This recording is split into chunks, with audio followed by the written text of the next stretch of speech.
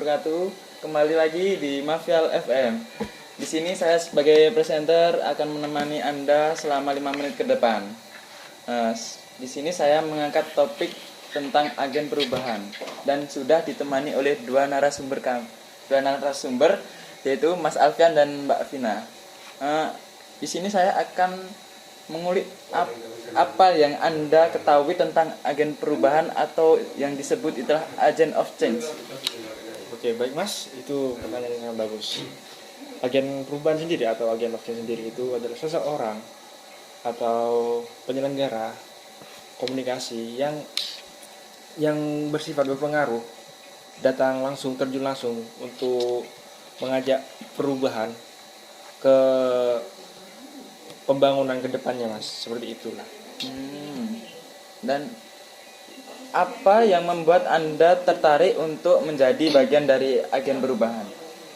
Baik, kita di sini sebagai bagian dari agen perubahan itu tertarik karena kita ingin merubah pola pikir dari para petani di Indonesia itu untuk berpola pikir yang baik supaya pertanian di Indonesia itu menjadi lebih modern kayak gitu. Peranan apa yang Anda pilih dalam agen perubahan?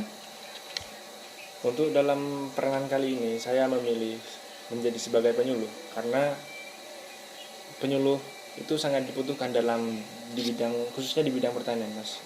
Dengan adanya penyuluh, maka para petani itu sangat senang jika ada yang memberikan edukasi terhadap mereka. Seperti itu, Mas. Berarti Anda ini memilih agen perubahan penyuluh. Ya, penyuluh Benar pertanian. sekali. Apa sih tugas Anda sebagai seorang penyuluh?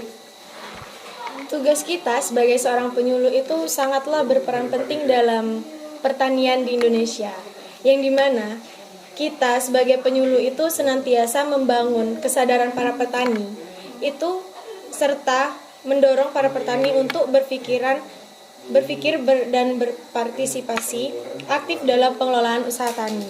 Serta dan tidak lebih pentingnya lagi, penyuluh itu memfasilitasi para petani untuk pelatihan terkait dengan Usaha tani mereka.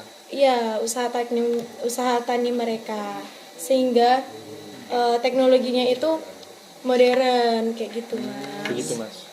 Nah, apa saja kendala penyuluh dalam melakukan kegiatan penyuluhan?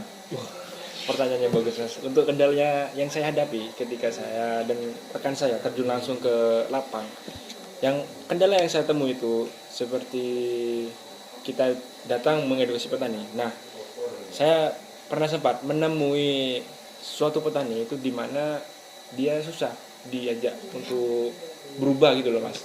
Dalam artian kita ingin mengedukasi dia atau si petani ini agar pertaniannya itu lebih modern lagi, Mas. Nah, seperti itu. Nah, dan kemudian kita juga mengajak seluruh petani yang ada di tempat yang saya datangi dengan rekan saya itu dengan melakukan penyemprotan pestisida menggunakan drone. Nah, seperti itu.